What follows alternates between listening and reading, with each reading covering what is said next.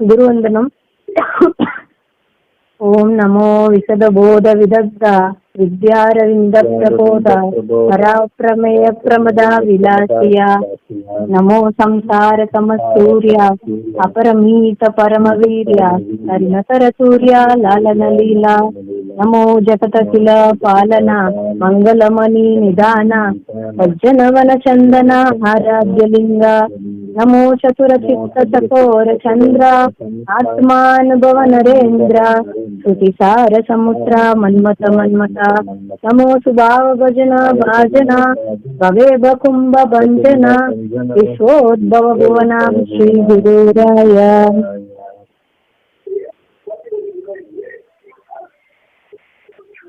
Okay, first Haripat.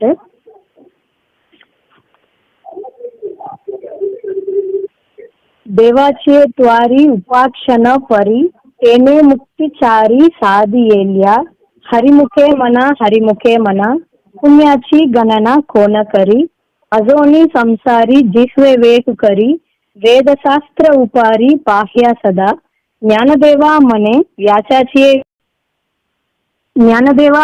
व्याचाचिये गुणे द्वारकेच राणे पांडवा गरी। அதாவது ஃபர்ஸ்ட் ஹரிபாட்ல என்ன சொல்ல வர்றாங்க அப்படின்னா, தேவாச்சியே துவாரி உபாட்சண பரி தேனே முக்திச்சாரி சாதியேல்யா.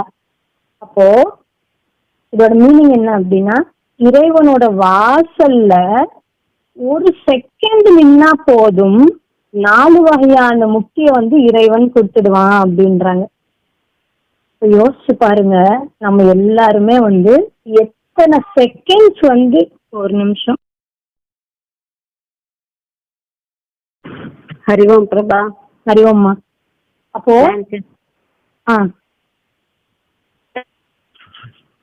அப்போ நம்ம எத்தனை நாள் எத்தனை வருஷமா கோயிலுக்கு போயிருக்கோம். இவர் என்ன சொல்றாருன்னு, கோயிலோட வாசல்ல ஒரு செகண்ட் நின்னா போதும் 4 வகையான முக்தி. 4 வகையான முக்தி என்ன, நம்ம சிம்பிளா புரியணும்னா, இந்த லௌகீக சுகத்துல என்னென்னலாம் நம்மளுக்கு ஆசைப்படுறோமோ அது எல்லாம் கிடைச்சிடும். ஆன்மீக சுகம் கிடைச்சிடும். இந்த வேர்ல்ட்ல இருக்கும் போதும் நம்ம சந்தோஷமா இருக்கோம். நம்ம வேற வேர்ல்டு இதை விட்டுட்டு நெக்ஸ்ட் நம்ம ஆஃப்டர் டெத் என்ன ப்ராசஸோ அதுலயும் சுகமா இருப்போம். ஸோ அந்த 4 வகையான முக்தியும் நம்மளுக்கு தந்துடுறாங்க அப்படின்றாங்க. அப்போ எத்தனை செகண்ட்ஸ் நம்ம கோயில்ல இத்தனை நாள் நின்றுருப்போம். ஆனா நம்மளுக்கு எல்லா முக்தியும் கிடைச்சதான்னா கண்டிப்பா கிடைக்கலையே. அப்ப என்னதான் இவர் அப்ப போய் சொல்றாரா, ஒரு செகண்ட் நின்னா 4 வகையான முக்தி தந்துடுறேன் அப்படின்னு ஹரிபாட்ல வரியில சொல்றாரு மாவுலி. அப்ப அதுக்கு என்னதான் அர்த்தம்?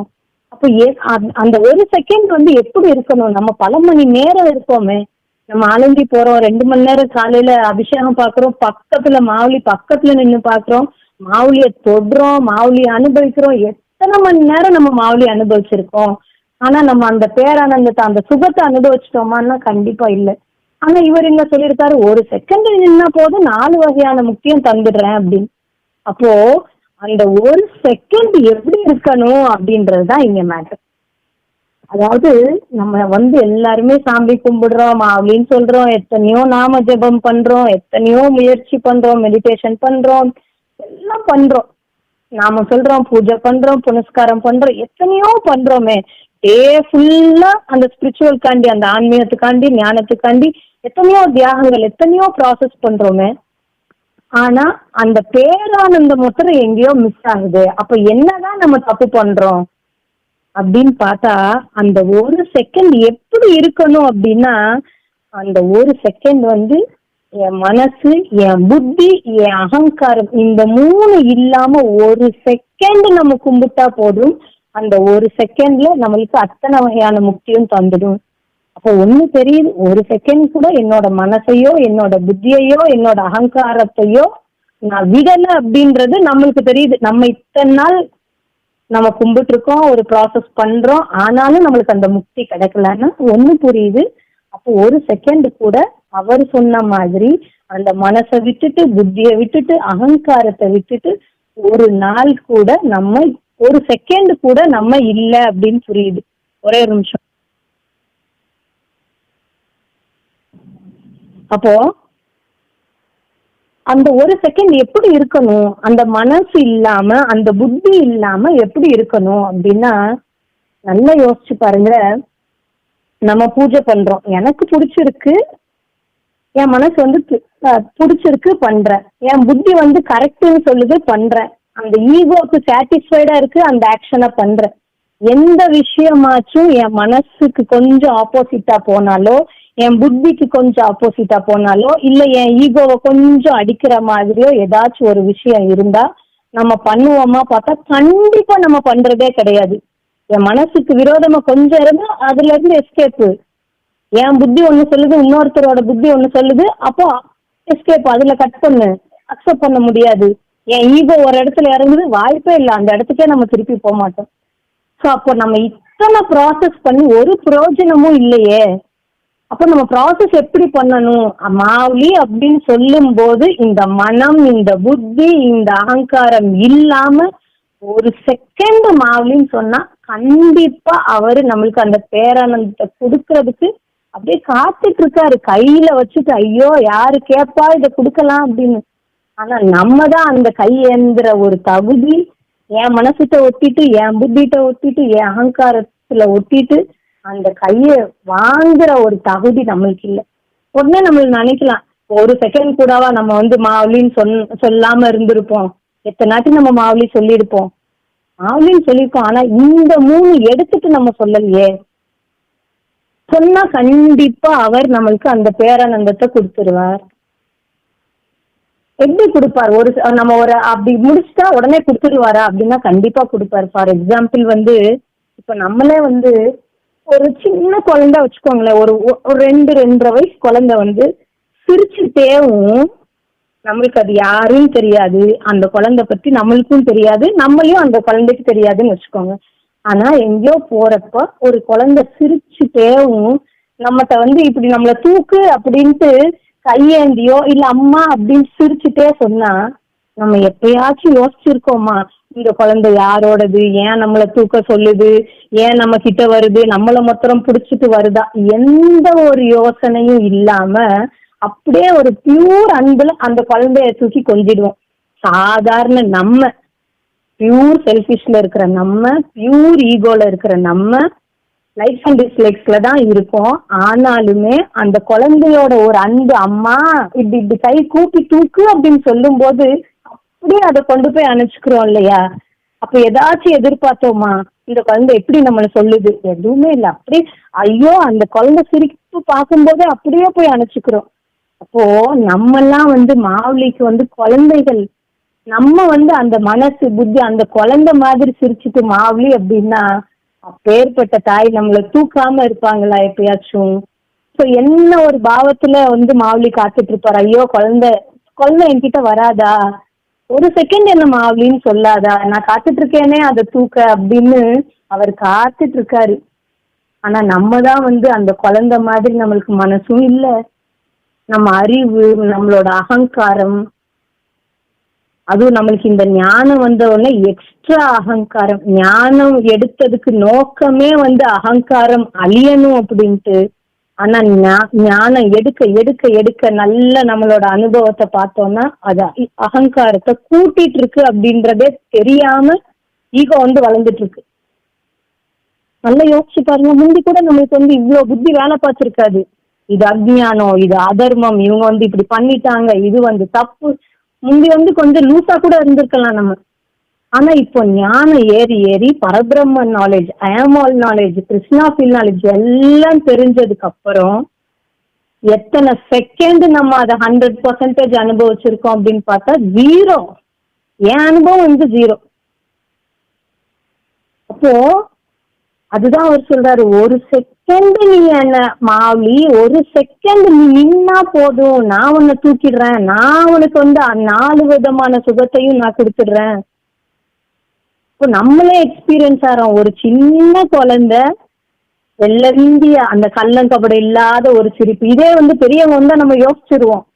இதே பெரிய நம்மளுக்கு ஈக்குவலா ஒரு ஃப்ரெண்ட் வந்து திடீர்னு என்ன கட்டி பிடிக்குது அப்படின்னா நம்மளுக்கு 1008 திங்க் பண்ணுவோம், ஏன் இவன் திடீர்னு கட்டி பிடிக்கிறா இன்னைக்கு வந்து, ஏன் இன்னைக்கு மொத்தம் இவன் நம்மகிட்ட நல்லா பேசுறா, ஏன் இன்னைக்கு நம்ம சிரிச்சு சிரிச்சு பேசான்னு அத்தனை புத்தி ஓடும். ஆனா அந்த குழந்தைகிட்ட ஏன் நம்மளுக்கு அவ்வளோ பாசம், அவ்வளோ ஒரு அன்பு போகுது அப்படின்னா, அதுக்கு கள்ளம் கபடம், அது அகங்காரம் இல்ல, அதுக்கு புத்தி மனசு ஒரு ஈகோலையோ ஒரு அறிவை வச்சு இவங்க நல்லவங்க நம்ம தூக்கினா, அது எந்த ஒரு இதுவும் இல்லாம பியூர் அன்புல இப்படி கை தூக்குறப்போ நம்மளே அந்த குழந்தைய போய் தூக்கிடுறோமே, அந்த குழந்தை மாதிரி நம்ம இருந்தா நம்மள மாவுளி தூக்கிடுவாரு. இதுதான் ஃபர்ஸ்ட் லைன்ல சொல்றாரு. தேவாச்சியே துவாரி உப்பா க்ஷண பரி ஏனே முக்தி சாரி சாதி இல்லையா. இறைவனோட வாசல்ல கர்ப்ப கிரகத்துல அவர் சொல்லல, இறைவனோட வாசப்படியில நீ நின்னு அந்த கள்ளங்கபடம் இல்லாம அந்த மனம் புத்தி உன்னோட ஆசை அகங்காரம் உன்னோட அறிவுத்தனத்தை எல்லாம் தூக்கி வச்சுட்டு ஒரு செகண்ட் மாவுளி அப்படின்னு நினைய, உனக்கு 4 வகையான முக்தியையும் நான் தந்துடுறேன் அப்படின்ற.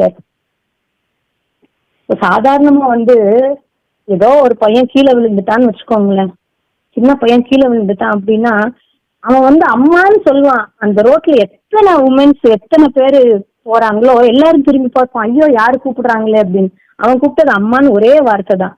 ஆனா அங்க போற 4-5 பேருமே அவனுக்கு ஹெல்ப் பண்றதுக்கு போவாங்க. ஏன்னா அந்த பாவத்துல காப்பாத்துங்க அப்படின்ற ஒரு பாவத்துல சொல்லும் போதே எல்லாரும் நம்மளே போய் காப்பாத்திடுவோம் ரோட்ல போறவன்.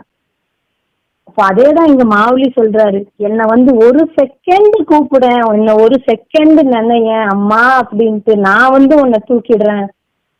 அப்ப நம்மளே இந்த உலகத்துல ஒரு சுயநலத்துல இருந்துட்டு இருக்கும்போது யாராச்சும் ஹெல்ப் கேட்டா ஐயோ பதறி போயிட்டு வேகமா போய் பண்றோம். குழந்தை விழுந்துருச்சுன்னா ஐயோ அதை காப்பாத்துறேன் பாவம் சின்ன குழந்தை அப்படின்ட்டு. ஏன் நான் குழந்தை எக்ஸாம்பிள் சொல்றேன் அப்படின்னா, அந்த குழந்தைக்கு அவ்வளோ ஈஸியா ஒரு சுயநலம் அகங்காரம் நம்மளுக்கு தெரியாது. அது பியூர் ஹார்ட்டடா தான் நம்மளை பார்த்து சிரிக்கும். குழந்தை இவங்க பெருசா சிறுசா நல்லவங்களா கெட்டவங்களா அது பார்த்து குழந்தை பண்ணாது. அதே மென்டாலிட்டியில நம்ம இருக்கணும். மாவுளிய பார்க்கும்போது நான் குழந்தைய ஆயிடணும், 1.5 வயசு குழந்தை ஆயிடுங்க, சிரிச்சுட்டேன் மாவுளின்னு சொன்னா போதுமே. அவர்தான் ரெடியா இருக்காரே தர்றதுக்கு. ஒரு செகண்ட் அவர் நம்மள 10 மணி நேரம் நீ தியானத்துல இரு அப்பனாதான் வருவேன், உன் உடம்ப நீ இப்படி வருத்திட்டு இதுதான் நீ சாப்பிடணும், நீ இப்படிலாம் இருந்தாதான் நான் உனக்கு பேரானந்த தருவேன், எந்த ஒரு இதுவும் சொல்லல.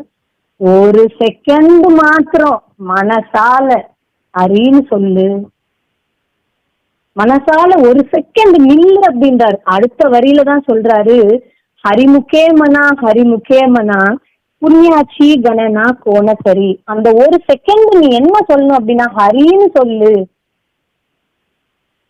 அந்த மனம் புத்தி அகங்காரம் இல்லாம ஒரு செகண்ட் ஹரின்னு உன் வாயால சொல்லு. ஹரிமுகே மனா ஹரிமுகே மனா, ஹரின்னு வாயால சொல்லு, ஹரின்னு வாயால சொல்லு. புண்ணியாச்சி கணனா கோணக்கரி, வரப்போற புண்ணியத்தை யாரால கணக்கிட முடியும்? அப்பேற்பட்ட புண்ணியம் வரும். அந்த புண்ணியத்தை கணக்கே எடுக்க முடியாது, இன்ஃபினிட்டி. அவ்வளோ புண்ணியம் வருமா ஹரின்னு சொன்ன. அப்போ அவர் எந்த அளவுக்கு, அதாவது வேதத்துல 2 டைம்ஸ் ஹரின்னு வரவே வராது. வேதத்துல ஒரு டைம் சொல்லிட்டா செகண்ட் டைம் அந்த வேர்ட் வராது, அது ஏதோ ரூல் இருக்கு. ஆனா இங்க 2 வாட்டி வரும், ஹரிமுகே மனா ஹரிமுகே மனா. ஏன் அப்படின்னா ஃபர்ஸ்ட் டைம் சொல்லும் போது கூட உன் மனசு எங்கெங்கயாச்சும் டைவர்ட் ஆகி போயிருந்தா கூட அட்லீஸ்ட் செகண்ட் டைம் சொல்லும் போது ஒரு கான்சியஸ்ல ஒரு பாவத்தோட ஹரின்னு சொல்லுப்பா உன் வாயால, உனக்கு இன்ஃபினிட்டியா புண்ணியம் கிடைக்கும். 2வது, நான் ஹரின்னு சொன்னதுக்கு அப்புறம் யாருக்கு அந்த புண்ணியம் வேணும்? எனக்கு ஹரியே கிடைச்சிடுவானே, எதுக்கு எனக்கு அந்த புண்ணியம் எதுக்கு? இப்போ ஹரின்னு சொன்ன மாத்திரத்துல நம்மளுக்கு எல்லா புண்ணியமும் கிடைக்கும். ஆனா ஹரி கிடைச்சதுக்கு அப்புறம் நம்மளுக்கு எதுக்கு அந்த புண்ணியத்தை நோக்கி எவனாச்சும் போவான்னா? ஹரி அப்படின்றது பிரியாணி மாதிரி, புண்ணியம் அப்படின்றது கஞ்சி மாதிரி. பிரியாணி கிடைச்சதுக்கு அப்புறம் எவனாச்சும் கஞ்சிக்கு ஆசைப்படுவானா? அதுதான் அங்க சொல்றாரு, ஹரின்னு சொல்லிட்ட அப்படின்னா அந்த புண்ணியத்தை எவன் கணக்கெடுப்பான்? எவ்வளவு வேணா புண்ணியம் இருக்கு, அது யாரு நம்மளுக்கு எதுக்கு அந்த புண்ணியம் தேவை? எனக்கு ஹரி கிடைச்சிட்டானே. அப்போ பை காட்ஸ் கிரேஸ் நம்மளுக்கு மாவுளியோட பிளெஸிங்ஸ் ரொம்ப இருக்கு. நம்ம எல்லாரும் ஆளுந்தி போறோம், மாவுளி எப்படிலாம் சொல்லியிருக்காரு சொல்லி தர்றதுக்கு. நம்மளுக்கு 2 அண்ணாங்க கிடைச்சு ஒவ்வொரு விஷயத்தையும் ஞானதேவரே கிருஷ்ணர் சொல்லிட்டாரு, 700 ஸ்லோகம் முடிச்சிட்டாரு. ஆனா அத 9000 ஓவிஸா அவர் நம்மளுக்கு ஒவ்வொரு இதுவும் எக்ஸாம்பிள்ஸோட சொல்லி, அதுவும் நம்மளுக்கு புரியாம அந்த ஒரு எக்ஸாம்பிளுக்கு 100 எக்ஸாம்பிள் நம்மளுக்கு நம்மளோட குருநாதர்கள் சொல்லி கொடுத்து எந்த அளவுக்கு நம்மலாம் பிளஸ்டு இந்த ஸ்டேஜ்ல இருக்கிறோம் அப்படின்னா, நம்ம இன்ஃபேக்ட் எல்லாரை விட ஒரு ஸ்டெப் மேல இருக்கோம். ஆனா ஏன் நம்மளுக்கு அந்த பேரானந்தம் மிஸ் ஆகுது அப்படின்னா, அந்த மனசையோ புத்தியையோ அகங்காரத்தையோ விடல. இந்த 3 வச்சுட்டு இருக்கிறதுனாலதான் டன் கணக்குல நம்மளுக்கு நாலேஜ் இருந்தும் அந்த பேரானந்தம் மிஸ் ஆகுது. ஆனா இங்க ஹரிபாட்ல என்ன சொல்றாருன்னா, நாலேஜ் தேவையில்லை, அறிவு தேவையில்லை, நீ அனலைஸ் பண்ண வேண்டாம், உட்கார்ந்து எதுவும் பண்ண வேண்டாம், நீ ஹரின்னு மொத்தம் வாய திறந்து சொல்லு, உனக்கு எல்லா புண்ணியமும் சேரும். அந்த புண்ணியத்தை கணக்கும் எடுக்க மாட்டான் ஒரு பியூரான பக்தன், ஏன்னா அவனுக்கு ஹரியே கிடைச்சிட்டானே. சரி, ஃபர்ஸ்ட் ஒரு செகண்ட் என்ன சொல்லணும், ஹரின்னு சொல்லணும். அது எப்படி சொல்லணும், எங்க இருந்து சொல்லணுமா அப்படின்னு நம்மளுக்கு டவுட் வந்துடும். அடுத்து அவரே சொல்றாரு, அசோனி சம்சாரி ஜிஹ்வே வேகு கரி வேத சாஸ்திர உபாரி பாஹ்யா சதா. அசோனி சம்சாரி அப்படின்னா சம்சாரத்திலேயே நீ எந்த இடத்துல இருக்கிறியோ அந்த இடத்துல இருந்து கொண்டே, ஜிஹ்வே வேகு கரி உன் வாயால வேகமா சொல்லு, வேதங்களும் சாஸ்திரங்களும் உன்னை தூக்கி வச்சுட்டு கொண்டாடும் அப்படின்னு சொல்றாரு. அதுதான் 3வது ஸ்டான்ஸா. அசோனி சம்சாரி ஜிஹ்வே வேகு கரி வேத சாஸ்திர உபாரி பாஹ்யா சதா. வேதமும் சாஸ்திரமும் உன்னை சதா தூக்கி கொண்டே நிற்கும். எப்போ என்ன பண்ணா, ஹரின்ட்டு நீ எங்க இருக்கிறியோ, சம்சாரத்திலேயே இருக்கிறியோ, அங்கேயே இருந்துட்டு நீ இதுக்காண்டி கோயிலுக்கு வரணும், பூஜை ரூமுக்கு வரணும், இந்த இடத்துலதான் இருந்து சொல்லணும், எந்த இதுவும் இல்லை. நீ பாத்ரூம்ல இரு, குளிச்சுட்டு இரு, குளிக்காம இரு, எப்படி வேணா இருக்கலாம். ஆனா ஹரின்னு மொத்தரம் வாயால வேகமா சொன்ன அப்படின்னா வேதங்களும் சாஸ்திரங்களும் உன்னை தூக்கி வச்சுட்டு கொண்டாடும் அப்படின்றாரு. அதாவது அவர் ஹரின்னு நீ ராகத்தோட சொல்லு, இந்த இடத்துல உட்கார்ந்துட்டு குளிச்சுட்டு இந்த ரூல்ஸ் அண்ட் ரெகுலேஷன்ல தான் நீ ஹரின்னு சொல்லணும், எங்கேயுமே சொல்லல. நீ எப்படி வேணா இருந்துக்கோ. நமக்கு எல்லாருக்குமே ஆஜாமேலன் தெரிஞ்சிருக்கும். ஆஜாமேலன் மாதிரி ஒரு கெட்டவன், அப்படி ஒரு கெட்டவன், எல்லா வகையிலயும் கெட்டவன், எல்லா விஷயங்கள்லயும். ஆனா அவன் பண்ண ஒரே ஒரு நல்லது என்ன அப்படின்னா, அவன் பையனுக்கு நாராயணா அப்படின்னு பேர் வச்சது. அப்போ அவன் இறக்குற டைம்ல அவனோட பையனை கூப்பிட்டான், பாவத்தோட அவனோட பையனை கூப்பிட்டான் நாராயணா அப்படின்ட்டு. ஆனா விஷ்ணு பாசுரர்கள் வந்துட்டாங்க, ஏன்னா அவன் நாராயணா கூப்பிட்டதுக்கு. ஏன்னா இறக்குற சமயத்துல அவனுக்கு புத்திய விட்டுட்டான், மனசையும் விட்டுட்டான், அகங்காரத்தையும் விட்டுட்டான். இப்போ நாராயணா அப்படின்னு பாவத்தோட அவன் பையனை கூப்பிட்டான். ஆனா வந்தது விஷ்ணு பாசுரர்கள். அப்போ அந்த ஆஜாமேலனுக்கே கிருஷ்ணா கிடைக்கும் போது, ஹரி கிடைக்கும் போது, நம்மளுக்கு ஆல்ரெடி எத்தனையோ நல்ல விஷயங்கள் தெரியும். ஃபுல் டைம் நம்ம சத்சங்கத்தை விட்டு வேற எங்கேயும் நம்மளோட கான்டாக்ட்ஸே கிடையாது. ஆனா எல்லாமும் ஃபாலோ பண்ணியும் நம்மளுக்கு இன்னும் ஹரி கிடைக்கல அப்படின்னா அந்த பேரானந்தத்தை உணரல அப்படின்னா என்னதான் தப்பு பண்றோம் அப்படின்னு கேட்டா, அந்த ஒரு செகண்ட் கூட நம்ம ஹரின்னு சொல்லும் போது, நம்மளோட ப்ராசஸ் பண்ணும்போது இன்னமும் நம்மளையும் அறியாம என்னோட மனசு, என்னோட புத்தி, என்னோட அகங்காரம் தான் கரெக்ட், இந்த 3க்கு ஞானம் ஈஸியா தீனி போடும்போது நம்ம ஏதோ நினைச்சுக்கிறோம் நம்ம ஞானத்துல இருக்கோம். ஒண்ணும் இல்லை, எங்கெல்லாம் போக வேண்டாம், நம்மளே வர்றோம் கிளாஸுக்கு, வாரத்துக்கு 3 நாள் போறோம், டெய்லி காலையில கிளாஸ், மதியம் கிளாஸ், சாயந்தரம் கிளாஸ் எல்லாம் கேட்கறோம். 2 அண்ணாங்களும் நம்மளை திட்டி கரைச்சிடுறாங்கன்னு வச்சுக்கோங்க.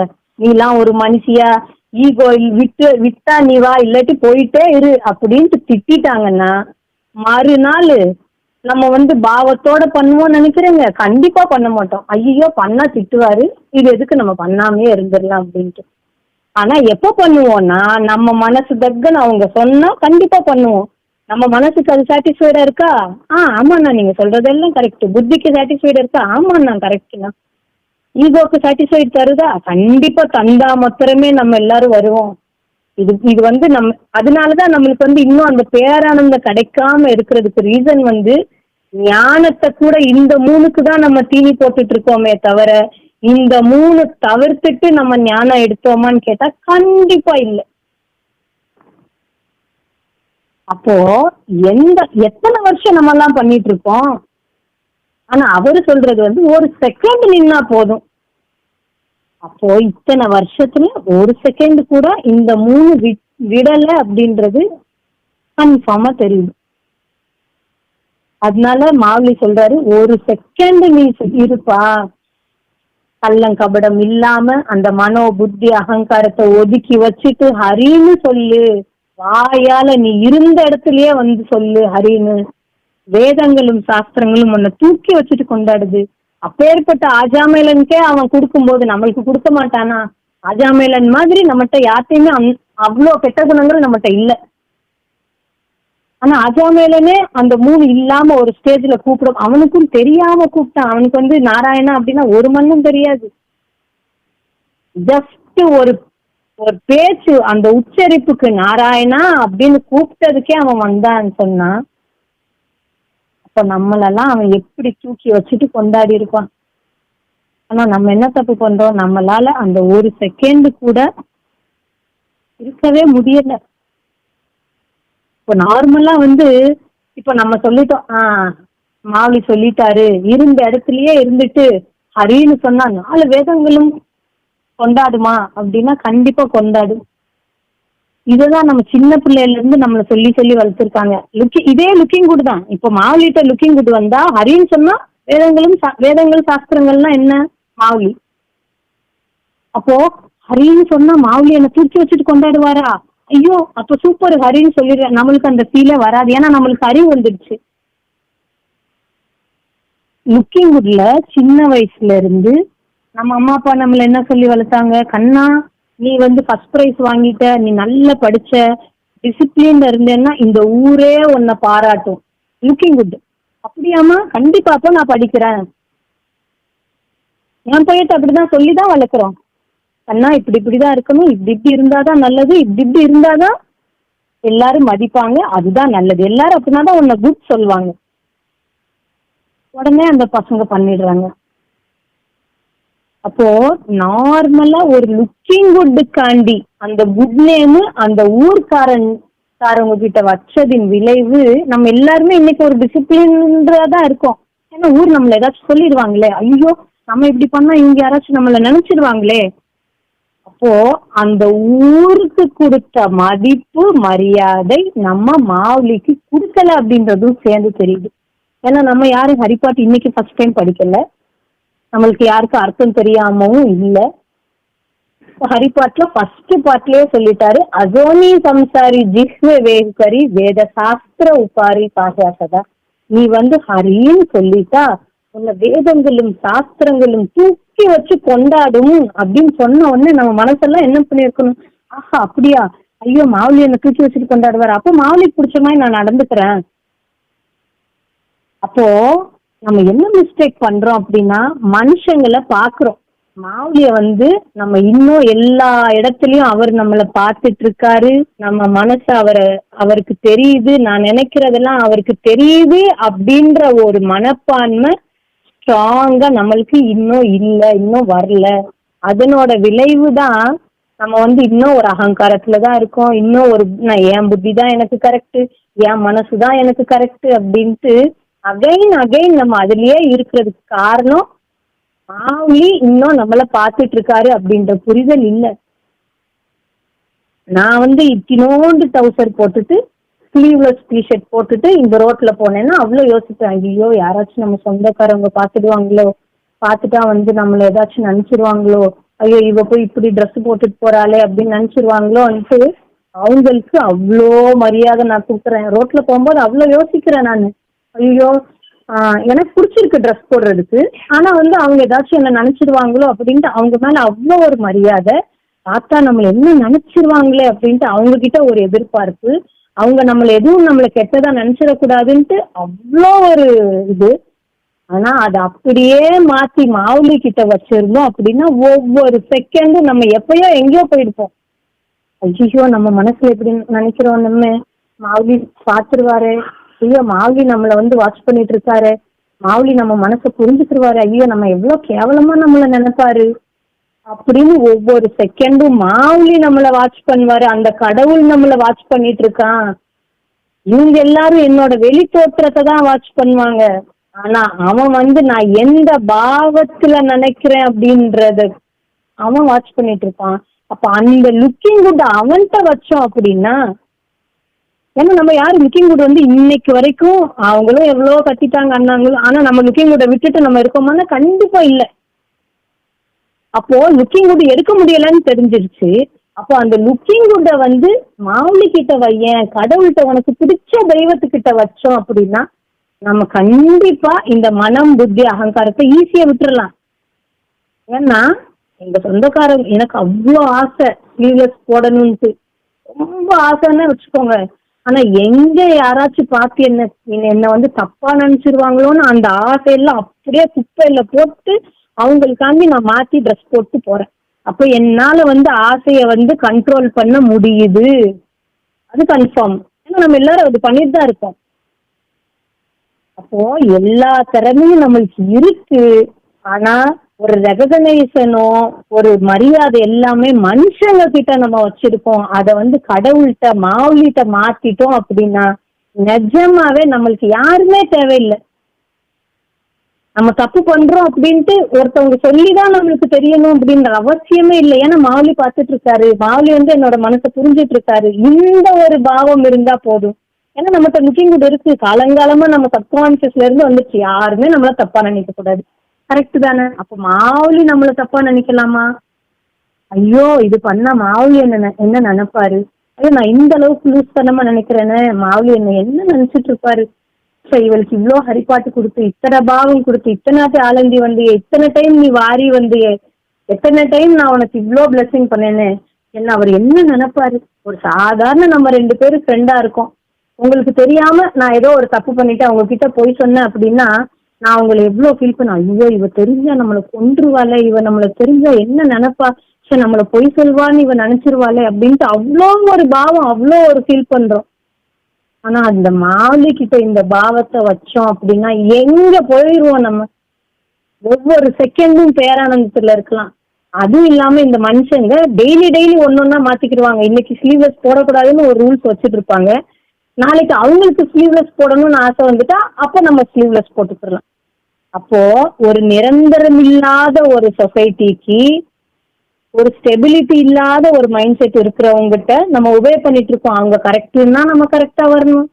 ஏன்னா இந்த சொசைட்டி வந்து முதல்ல எப்படி இருந்தது, புருஷன் செத்தா பின்னாடி உடன்கட்டை ஏறிடணும், அதுதான் ஒரு காலத்துல ஒரு சொசைட்டி.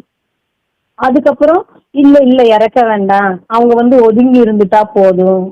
அப்புறம் அடுத்த ஸ்டேஜ்ல இல்ல அவங்க கலர் சேலை கட்டிட்டு அவங்க கொஞ்சம் வெளியே வந்துக்கலாம், ஒரு சில இடத்துக்கெல்லாம் வந்துக்கலாம். இப்போ கொஞ்சம் இல்ல எல்லா இடத்துக்கும் வந்துக்கலாம். இப்போ என்ன சொசைட்டி, இறந்தா என்ன இன்னொருத்தனை கல்யாணம் பண்ணிக்கலாம். அப்போ இந்த சொசைட்டி வந்து எதை ஃபாலோ பண்ணணும்னு யாருக்குமே தெரியாது. டெய்லி ஒன்னொன்னு மாத்திட்டே இருக்கும். அத்தனை மாற்றத்துக்கும் நம்மளும் மாறிட்டே இருக்கணும். அப்ப நம்மளாம் எவ்வளவு லூசுங்க.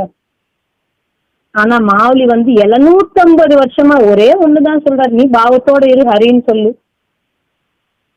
நீ ஹரின்னு சொல்லு, எந்த இடத்துல வேணா இருந்துக்கோ. எதுவுமே மாறல, ஞானேஸ்வரி மாறல, ஹரிபாட் மாறல.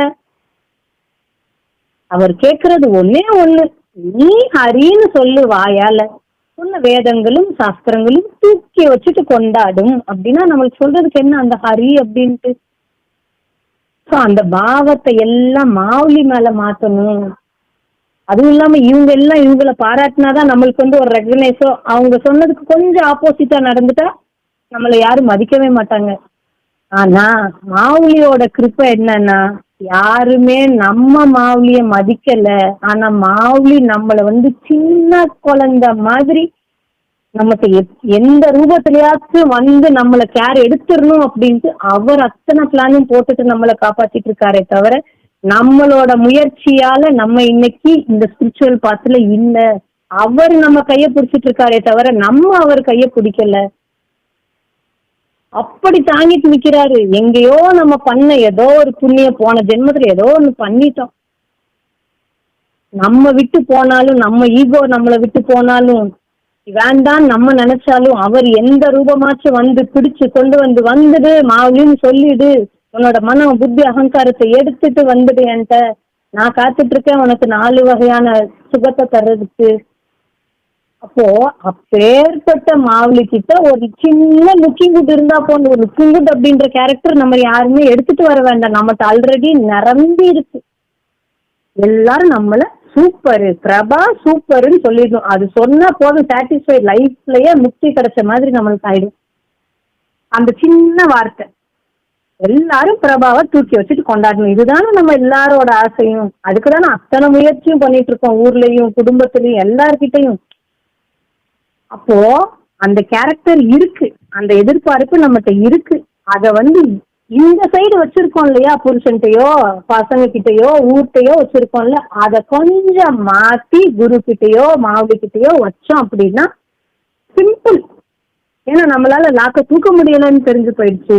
அதனால இந்த லுக்கிங் குட, இந்த சைடு இருக்கிற லுக்கிங் குட விட்டுட்டு இந்த சைடு வந்துட்டு, ஐயோ மாவுளி நம்மள குட்டு பிரபான்னு சொல்றதுக்கு நான் என்ன பண்ண அவர் குட்டுன்னு சொல்லுவாரு அப்படின்ற ஒரு மைண்ட் செட்டை மாத்திரம் மாத்தினா போதும், நம்ம நிஜமாவே சூப்பரா இருக்கலாம். ஆனா இது எல்லாமே நம்மளுக்கு தெரியுது. நம்மளோட புத்தி அகங்காரம் வந்து சப்கான்சியஸ்ல இருந்து வரும்போது இந்த பாவம் ஃபேட் ஆயிடுது. அதுதான் உண்மை.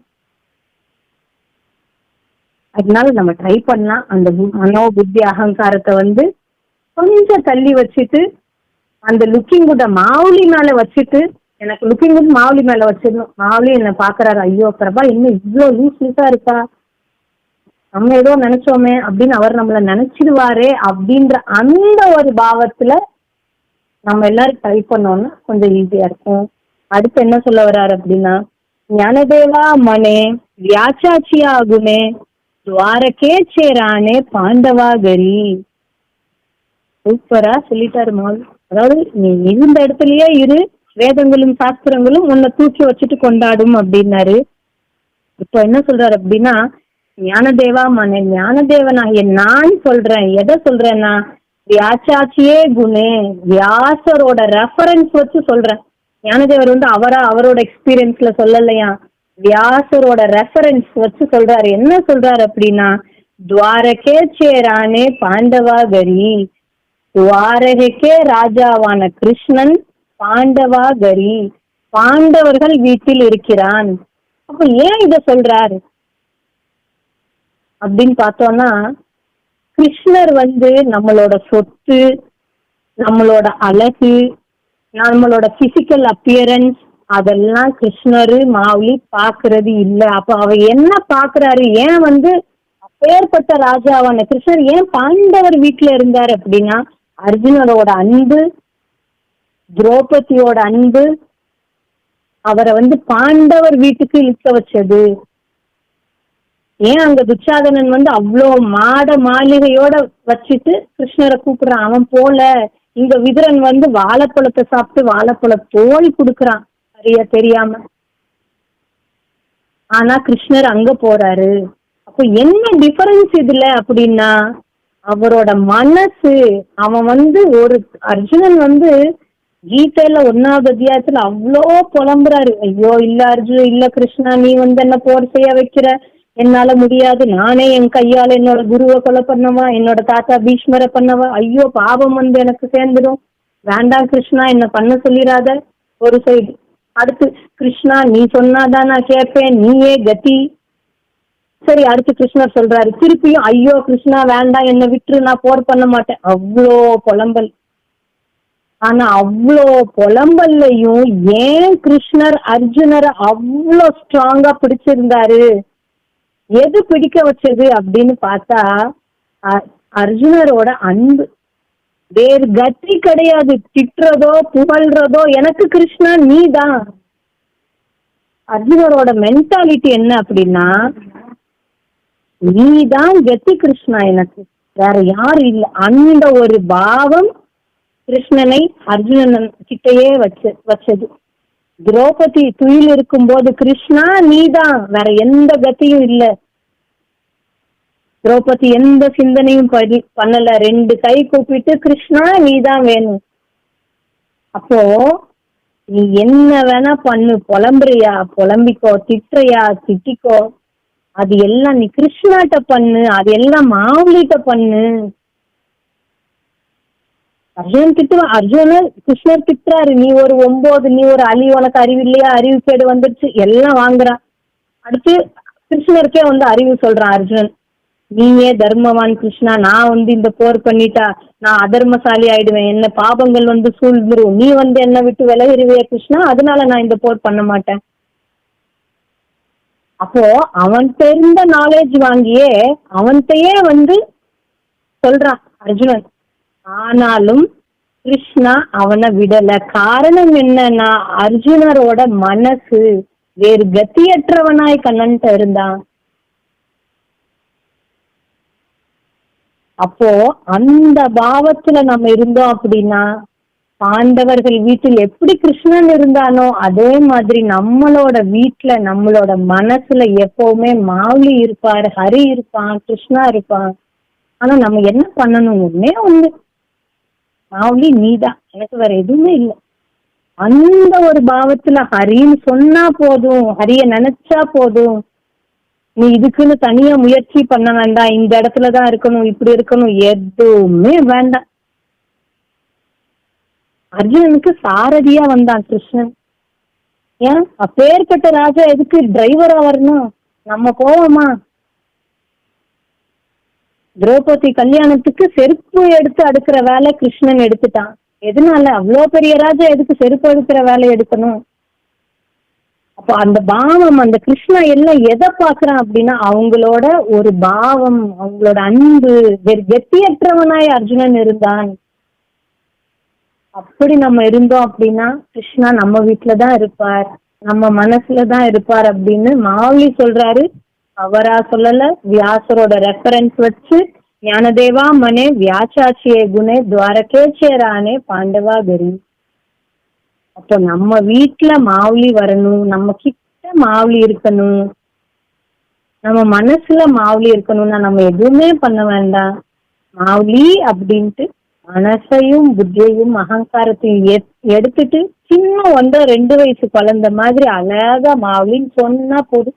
வேற எந்த ரூல்ஸ் அண்ட் ரெகுலேஷனும் மாவுலி நம்மளுக்கு போடல. நீ ஆடம்பர வாழ்க்கைய விடு, நீ சன்னியாசத்துக்கு வந்துடு, மலைக்கு போய் நில்லு, அப்பனாதான் உனக்கு அந்த பேரானந்த எதுவுமே சொல்லல. உனக்கு எது பிடிச்சிருக்கா சாப்பிடு, உனக்கு எது பிடிச்சிருக்கா போட்டுக்கோ, இங்கதான் போகணுமா போய்க்கோ, எங்க வேணா போய்க்கோ, எப்படி வேணா இருந்துக்கோ, எதை வேணா சாப்பிட்டுக்கோ. ஆனா ஒன்னே ஒண்ணு பண்ணு, ஹரின்னு வாயால சொல்லு, உனக்கு 4 வகையான முக்தியையும் கொடுத்துறேன். கடைசி சொல்லிட்டாரு, துவாரகேச்சேரானே பாண்டவாகரி. துவாரகே ராஜாவான அந்த கிருஷ்ணன் கடைசி பாண்டவர்கள் வீட்டுலதான் இருந்தான். அதே மாதிரி நீ சொன்னா போதும், உன் வீட்டுலதான் மாவுலி நிப்பார்.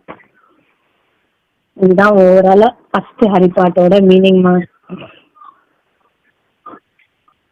ஓகேம்மா, டைம் ஆயிடுச்சு, பசாயதான் பாடி முடிச்சுக்கலாம். நாளைக்கு 2வது ஹரிபாட் பார்ப்போம். ஓகே. किंबहुना तुमचे गेले धर्म कीर्तन हे सिद्धी नेले, हेत माझी जी उरले पायक पण आता विश्वात्मके देवे, येणे वाक्यज्ञे तोषावे, तोषोनी मज द्यावे पसाय दान हे. जे कलांची व्यंकटी सांडो, कया सत्कर्मी रती वाटो, भूतां परस्परेम पटो मैत्र जीवांचे, पुरितां चेति निरजावो, विश्वस्वधर्म सूर्य पाहो, जो देवांचिलतो ते लाभो, प्राणी जात वर्षत सकल मंगली, ईश्वर निष्ठांची मांदियाली, अनवरत भूमंडली भेटे तू भूता, चला कल्पतरूचे आरव, चेतना चिंता मनीचे गांव, बोलते जे अर्णव पियुसांचे, चंद्रमे जे अलांछन, मार्तंड जे तापहीन, ते सर्व ही सदा सज्जन सोयरे होतु, किंबहुना सर्व सुखी पूर्ण होऊनी तिन्ही लोकी पतिजो आदि पुरुषी अखंडित आणि ग्रंथोपजीविये विशेषी लोकीये दृष्टादृष्ट विजये हुआवेंजी येत मने श्री विश्वेश्वराहो आहोईल दान पसावो येणे वरे ज्ञानदेवो सुखिया झाला येणे वरे ज्ञानदेवो सुखिया झाला येणे वरे ज्ञानदेवो सुखिया झाला.